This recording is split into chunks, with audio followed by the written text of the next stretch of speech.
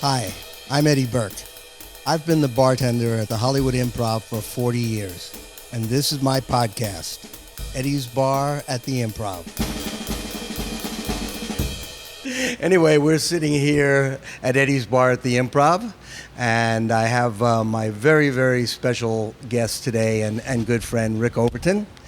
And Rick is a very talented actor, comedian, Emmy Award-winning writer for the Dennis Miller Live show back in the day. Your parents were very much involved in music, I understand. That's right. And this fact just blew me away. What? Your mother was part of the Chordettes. Lollipop, Mr. Sandman. Oh, for those of you who do Mom not got. Yes, for Boom, those boom. of you, I was just going to say that, for those of you who do not know the name, I'm sure you've heard Lollipop, Lollipop, oh lolly, Lollipop, Lollipop, ba-doom. Yeah, right. Which just blew me away, because that was it's such a catchy song, and you're obviously, coming from a family that's extremely talented. Do you play instruments? I play the blues harmonica. All right. And other kind of harmony, do a little jazz and other stuff too, but I mostly get offers to do the blues part. Great. And in bands with... I worked with Skip Heller and his band. I worked with them for a little while. Then they got horns, which basically play the same part in a song, and it sounds like amazing. So I cannot argue my little harp or... a trumpet, a trombone, and sax. No, right. You guys win. That's the better sound. But it gave me tons of stage practice of where you get in, where you pop out in a song, how far you go. Don't step on it. Roll with it. Things like that. Yeah, you learn it by making mistakes with a band. That's it, guys. Just do it. Like anything. I imagine it's like telling a joke that you've just written, and maybe you don't emphasize this, or you emphasize. I don't write jokes, obviously, as people must know by now from these podcasts. But you've seen. Doesn't matter how many years you've done it. They're going to try that new joke, and alrighty. For those people that don't know, Rick also has his own podcast. But it's still out there. Okay, it's still on the archive. Called Overview? It's called Rick Overton's Overview. Cool. So tune it in. You'll probably enjoy it. I'm sure they would. Thanks, man. I want to tell the people, too, a little bit about your what you've done, because your resume is immense. Some of the highlights that have been like Seinfeld, Groundhog Day, Chaos, The Informant, Mrs. Doubtfire. I'm Dying Up Here.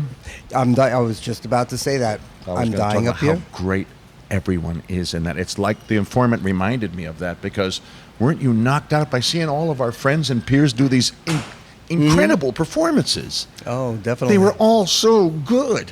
It just excites the hell out of me to see that. It ran like 2 seasons, I believe. Yeah, I'm Dying Up Here had on Showtime. Right. Brad Garrett knocked it out of the park. It was nice seeing Ladman. So many people that I know, that that we know, in a show together. Kindler, Provenza. Talking about him, I can't even tell you. Andrew Santino. Santino was fantastic. Yeah, he's got. I had a guy a couple of nights ago, come up to him, and go like, "You are like my favorite comedian now. You are just so great on I'm Dying Up Here." Oh, we like hearing it's that. like, there's still people out there. I guess are they rerunning it? Online, I'm sure Showtime has it within the archives, and so it isn't. I live in that Apple TV world where I don't wait. Remember, we had to run home. Batman, I'm going to miss the first 5 Right, to set up for why Batman's tied up later. Yeah, that doesn't happen. Oh, let's get to what I want you here for, Rick. Right. How'd you get started in this? Well, my dad was a jazz musician, and he was surrounded by improvisational things. On that list of things he loved was Jonathan Winters. And Bob Newhart and all that, but Jonathan Winters, because he was a verbal jazz cat, kind of, And Dad loved that. And he would play the records for me and get me into that thing. And Peter Sellers movies. He showed me all the Peter Sellers movies. So I loved characters and voices, and Jonathan did that too, And so I wanted to get a piece of that action. I would see my parents performing on stage, and I'd think, oh my God, you got to study for years at Juilliard to learn to play and compose all the. Look at the guy that opened for him. Look at the guy that came up first. He doesn't have to haul any crap on stage. That's right. He just goes, doo-doo, ba-da-da-da-da, good night, pal. Well, Back to the hotel. Since you brought up your parents, I'll just mention, too, that your father was a big band arranger for Thelonious Monk. That's right. So when he quite took the accomplished sound people. out to a large orchestra at Monk at Town Hall in 1959, that's Hall Overton's my dad who arranged that. Just unreal. It's where did you get how did you decide to do stand up along with your very talented way of doing improv, sketch comedy, and all? I'm setting up the history of how I got there. That's where Sellers came in. That's where Jonathan came in. That's where my dad's laughter came in. That's where his approval came in. And therein lies the route I walked to get a laugh out of Dad. But I wouldn't have done it unless it was also really killing me. I wasn't faking a laugh. Mm-hmm. I didn't understand everything Jonathan was doing, but I was laughing at how it sounded until I started to get the nuance of everything. You realize, oh my God, this thing is a parfait of psychological layering going all through. He's saying 10 things in one thing at all times. One of the most talented people ever, I believe. Ridiculously insightful, and it's like a lot of what Robin would do. He'd do a silly bit, but inside that silly bit is contained, if you open it up, that's an Easter egg with a lot of heavy messages inside. But you're smart when you wrap it like that. That's the way people can consume it. How did you get to the Improv in New York? How did that all start for you? Right. So along these little rabbit steps I'm taking you here, it looks like I'm dodging all over the place. But No, go ahead. That's all right. That's what I do. Exactly how I got there.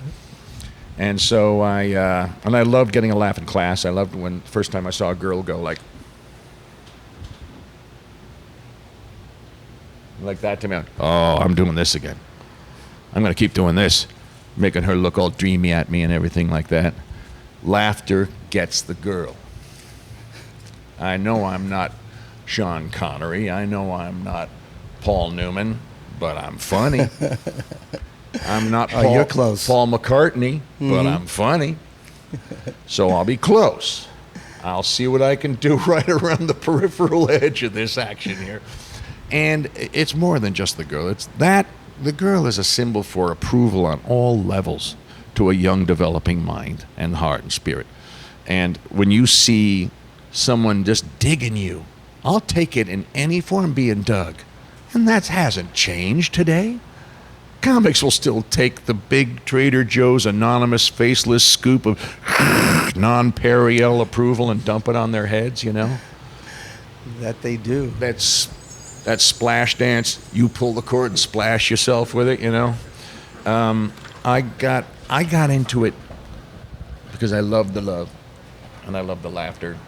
And I kind of told myself a long time ago that if I could edit a clip and make that heaven for me, it would be an endless rolling loop of either being Harvey Korman being destroyed mid-sketch but can't show it by Tim Conway, or being Tim Conway destroying Harvey Korman mid-sketch, and he can't show it, and I'm looking right at it, and I'm the one destroying.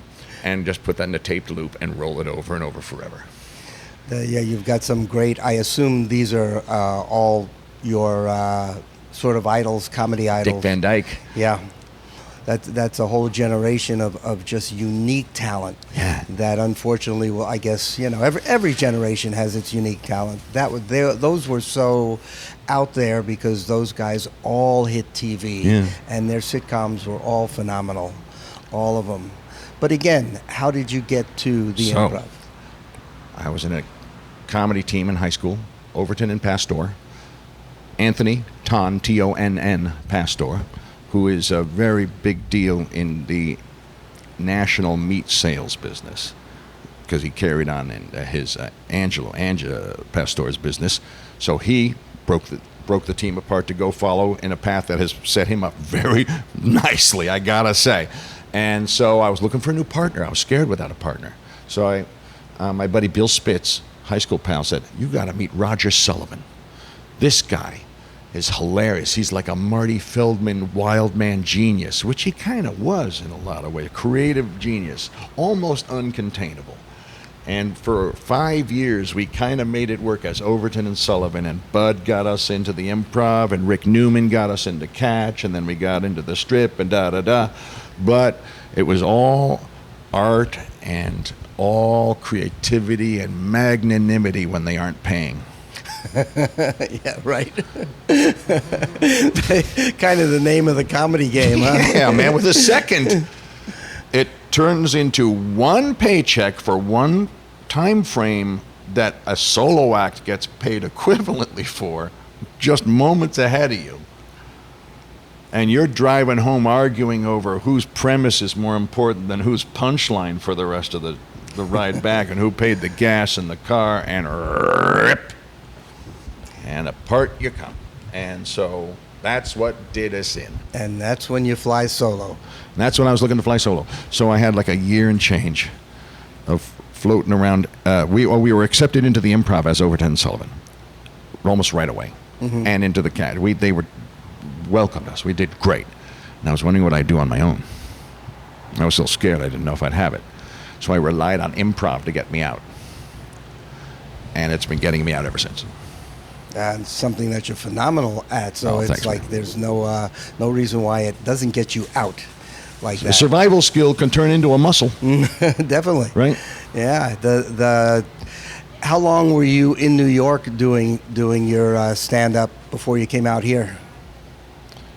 I had to be there from 73 to 78. And that's when you came out here in 78? 79, rather, 79. Okay. And then in late 79, I moved out here, just on the cusp of 80. And I've been out here since 80. I stayed with Greg Travis at first in his pad when he was off on Genesee across from the high school there, down the street, a few blocks from here. And that was a sort of a punk nut house place to be at the time, with him making videos and everything, his If brilliant Travis videos. was involved, definitely a punk video type of place. Yeah. Without a doubt. You remember what kind of stuff he was doing? Fuck do. you, it's magic, and you don't like it. I'm fooling you. Oh yeah, he had a great character. This what is this? This English David rock? Sleaze. Yeah, David Sleaze, the punk magician. Oh, People it- still request it out there, That's just it was a great character. When you came out here and you started working at the Improv, I assume you hooked up, I believe, with a little bit with Off the Wall. Did you not? The Improv. I'm still group? with them. I do shows with them still. Great. Off the Wall is the longest single cast improv troupe in the history of planet Earth. They're a second city, but they're not the original cast. Right. They are not all completely original cast, but they are the most amount of original cast of any troupe in existence. Who was there when you started? You remember? Well, Robin was darting in and out, but Wendy and Paul and Wendy Cutler. Let's see. Was Tom there, Tully? Tom, of course, was there, and I'm trying to remember if Carol was the one playing the piano then, but Andy Goldberg was there, Bernadette Burkett was there, and Betty Thomas? Betty Thomas, I think, guested, but I don't know where she was in the regular standing of the group. She was awfully busy when I was around. She was doing the police show. Oh, she was directing at that point. Okay. No, she was on the show when I first came That's out. right. She was a cop on that show. Hill Street Blues. Yes. And then she got into That directing. Howie Yeah. was also on. Okay. Yeah, that's quite an accomplished cast, and they still go to this day. Right. With, I guess, is that part of Tom's Top Hat thing down there, or does Off the Wall work separately from Tom Tully's stuff? Off the Wall and Tom are one. Just You're all not together. gonna get those. You're not breaking that book set up. No. And so he's they're down at the Fanatic Salon sometimes. You were pretty good friends with Robin Williams. I was very good friends with him. Yeah, and how did that relationship really start? I mean, you guys both very well do the same thing, same type of thing in terms of sketch comedy, but it's still a little bit different when you become good friends and you kind of like learn to depend on each other, and you can almost finish each other's sentences on stage. It happens. If we started kind of bonded immediately over Jonathan Winters, and it was Elaine Boozler who brought him around to the clubs because they were sort of hanging out at the time, and in the 70s, mid 70s, and they came into the Improv, and I met Robin. We were starting to talk, and we shared a love of Jonathan Winters. And it was the mutual love of Jonathan Winters that kind of, oh, yeah? And then from, yeah, oh, yeah, a connection suddenly happened, you know? And that connection just lasted the rest of the time. Yeah, it's how is it working with him on stage and you on stage? You're both tremendously stage aware.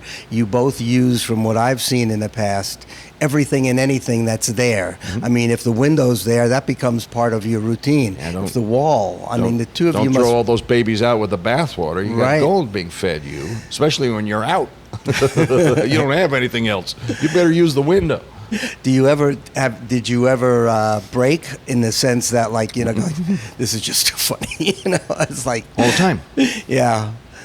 Yeah, it's different if you're rolling, of course. Mm-hmm. If you're in a movie scene, you can't. You have to. If Mrs. Doubtfire's throwing a new one at you, I just have to. But even when my face is like, inside I'm like, but only show. The times that I mean, I want to talk a little bit about Off the Wall and Robin. It's because you were so involved with him and them. Right now, I believe they are naming a festival or something in San Francisco after him. I'll tell you the story.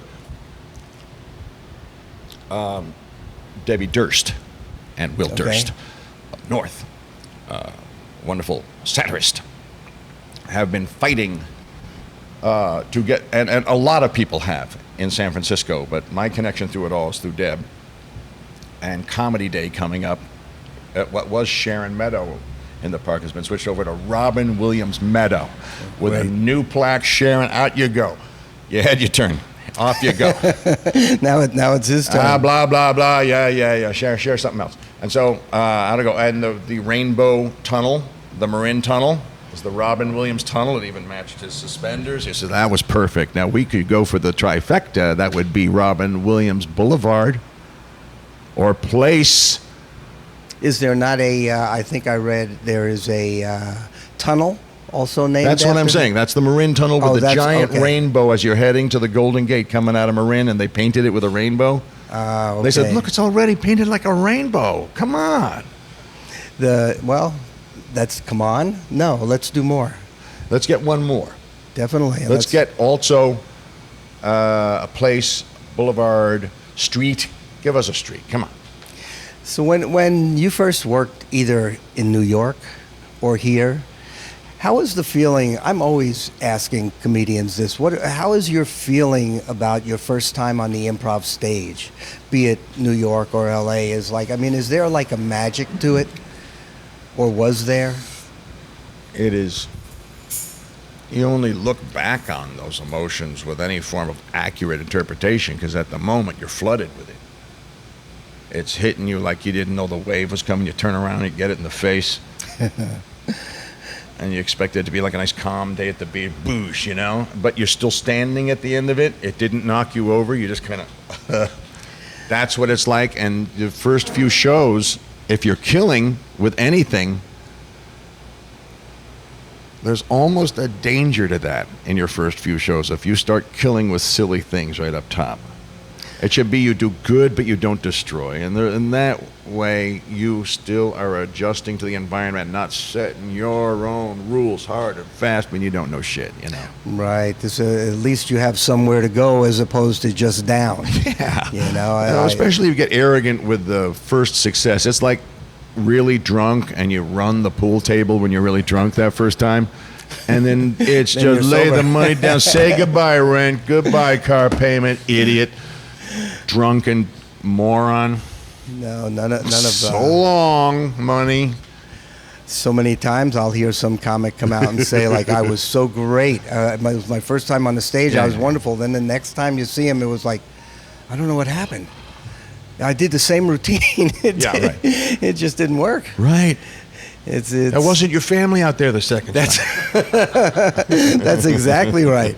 It's just a fact of life. It's part of the process. And that's again where improv is so invaluable. And please, improvisation, Hollywood Improv, please start an improv school. Start an improv school here. Okay. Use the space during the day, and get some students rolling out. Well, if they listen to this podcast, that'll pass on to them. Wouldn't that be something if they didn't? Well, well, I don't know. I mean, I don't know how many. Maybe I've got a handful of listeners, or a few more. But I think a few of them listen, so it'll be fun. We're going to archive well. Yeah, no, it'll be really good. What's the difference today between today and when you started in terms of doing stand-up, or maybe the audiences that you perform in front of?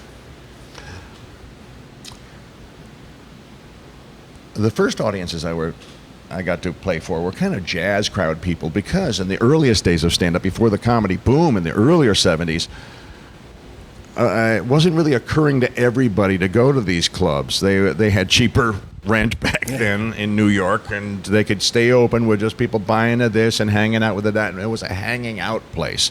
And you don't always roll the money in with hangout places. And that's why a lot of places don't have Wi-Fi. They don't want you sitting there dicking with your computer. Right. That's a customer seat you're in, And so the earliest days, it was just treated like an art, and the room was not opened entirely for the commerce world, but the art world. And people would get up and just play around, and the audience was a totally jazz audience. And they were like, yeah, and they're proud of how they knew what the comic was talking about and all that, So it wasn't always you get the bridge and tunnel guy too, but a lot of it was the jazz sort of savvy crowd, So regulars. So they would be more into your improv type of performance. And they'd give you approval on certain things that then you better be careful when you take that shit out on the road, because in-town approval doesn't. You come back with a white stripe in your hair from the road, you've been traumatized. Now got a blink. Well, that's another interesting part of it, the difference between the road and performing in L.A. or New York. Rarefied, parenthetical areas that have where art is a lot, and then you go to where art isn't a lot. And it changes what they want to hear about spoken on stage. And you see the guy who opens for you who's looking, I got to redo a few things here. This guy's just talking about regular, he's getting the blanket toss, he's destroying, but the politics isn't moving in this town, or whatever. I think that what changed with the audiences over time is the saturation. Mm-hmm. TV means you can stay home and see so much comedy now. Right. That they have to weigh that into their head. But the reason there's still giant crowds here is because there's no escaping that being hit with laughs all around you. And you like how that feels. It's the same reason you go to a concert instead of listen to a concert alone. You want to be in the experience of everyone also enjoy. You can feel that. Mm-hmm. You get the concert feel for laughter in this room. It's agreement. It's in a giant room, and there's no safer feeling than everyone around me agrees. It's energizing and validating. It's validating and safe. Agreement is safe. Well, it's, I don't know, the safe part, I would have to ask you, it's like, to me, doing stand-up comedy is probably the scariest thing in the world, because you are naked up there. It's you. Your feedback is right there. You're not getting it in the morning. You're getting it right there. It's immediate. It's the speed of light. I'm not talking about me. I'm talking about them. Yeah. I'm talking about how they look back at that. Mm-hmm. We trade in some danger so that they get some safety.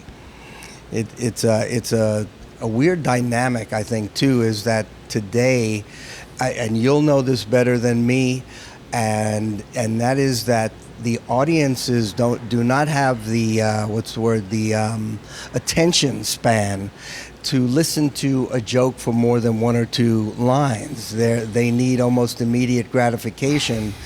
Twitter-sized joke. Yeah, exactly. As opposed to, like, let's say Carlin or Cosby I'm sorry, or whatever. Your routine has too many characters. Yeah. Mm-hmm. It's just. But I'm a character act. Yeah. That's what I do as character. That's it. It's like I lost you at. Well, wait. You mean you did? That wasn't a joke. It's that I've kind of noticed that, like, even when I've walked in and watched, it's like if a comedian is going on and telling a story, people are like, not paying attention. Yet if you go up there and use some great, wonderful, profanity, and go like, this, that, or the laughs are like, yeah, hey. But then to listen to a story, they go like, whoops, what were you saying? It's the same thing as you don't put the comedian on after the rock band. Oh, or comedy. No, please welcome Funny Man, blah, blah, blah. Speaking of that, you've done a lot of voice work too, have you not, on shows and not cartoons? enough, but yeah. I have done some, sure. It's because your impressions, your talent is all over the place. Thanks, man. You have so many different ingredients to your personality and your performing. The things, like I said, the things that I learned about you in the last few days are, even though we've known each other for like 40 years, plus, it's kind of like, wow, this is really him, and I've just been shocked. But you find out things about people, and it's not that people keep it quiet; it just doesn't come up.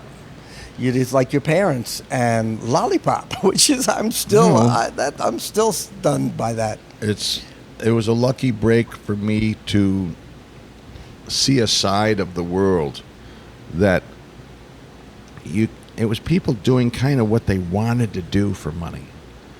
It was within them, rather than, son, you do this for money, because we are people who do this for money. And that's maybe the luckiest break of all. If you feel like you have the spirit of an artist inside you, that someone doesn't shut that down early, thinking they're rescuing you.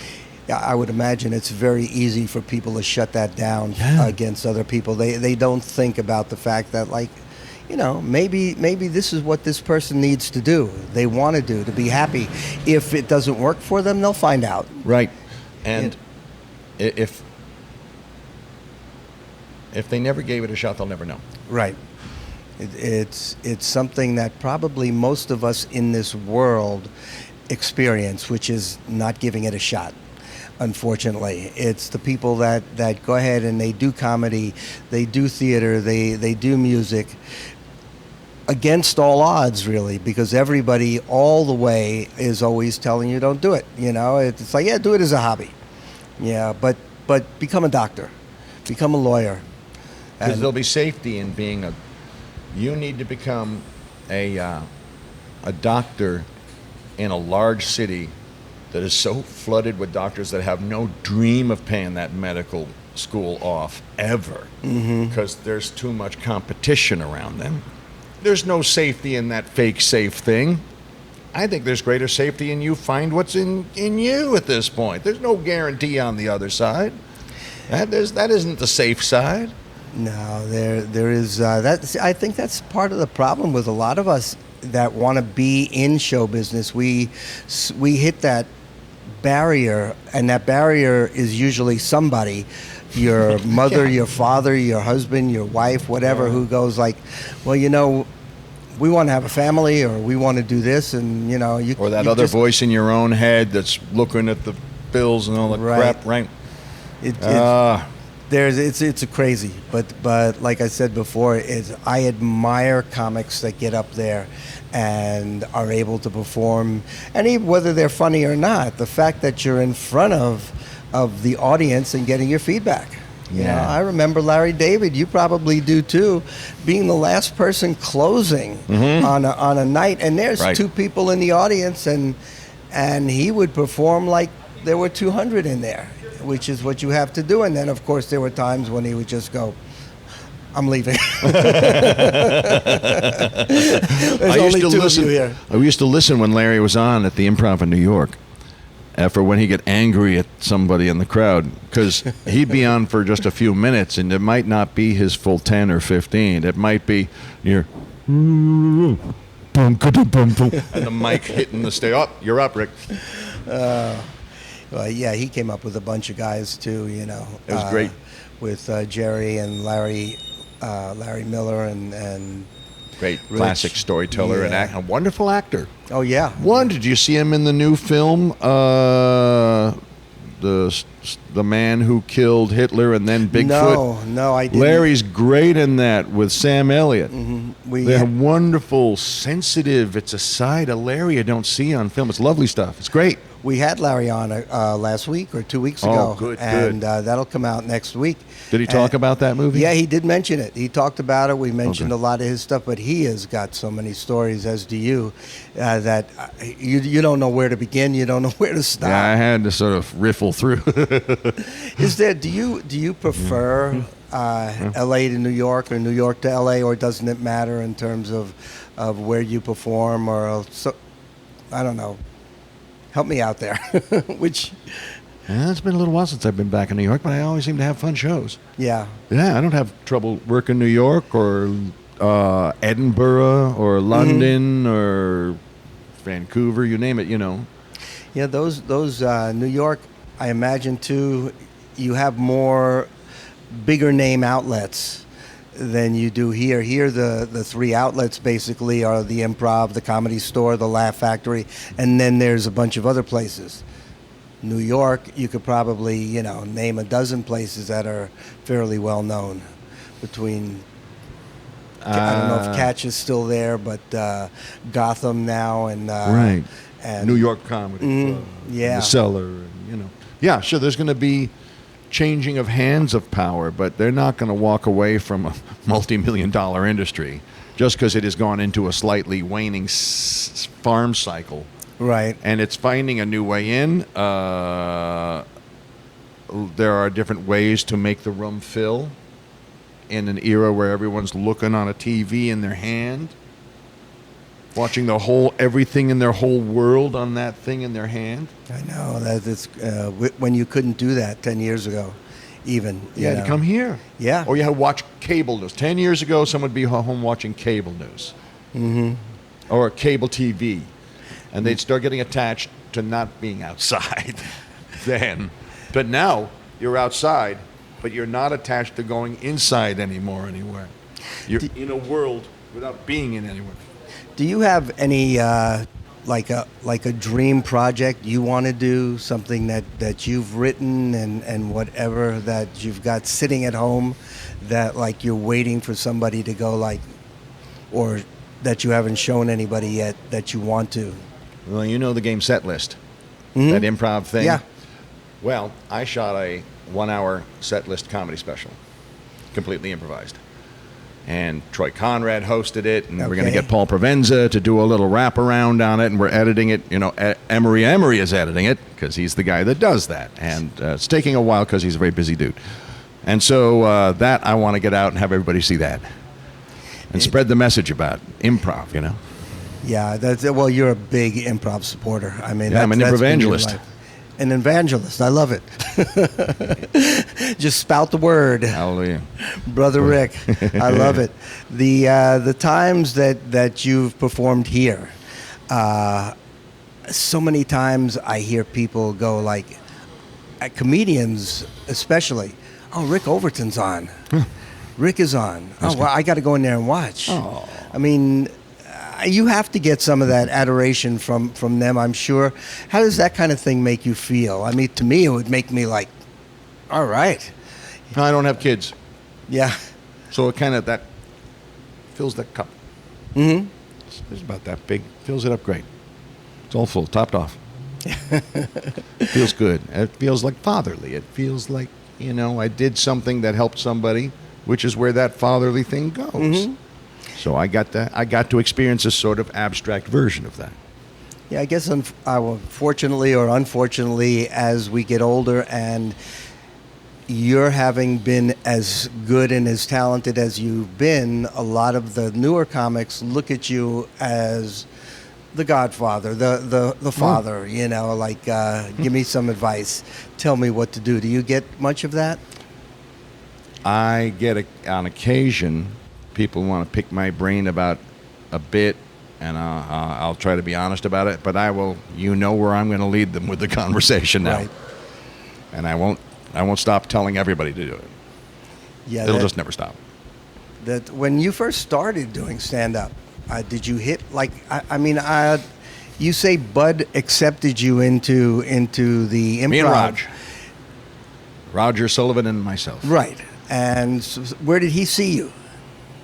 He saw us on stage during an improv, where the improv auditions that go on okay. a little earlier, and then you get okayed to go in and do the rest of it, you know, Okay. and you come back. That's when you waited on line outside for hours to get your number to go in.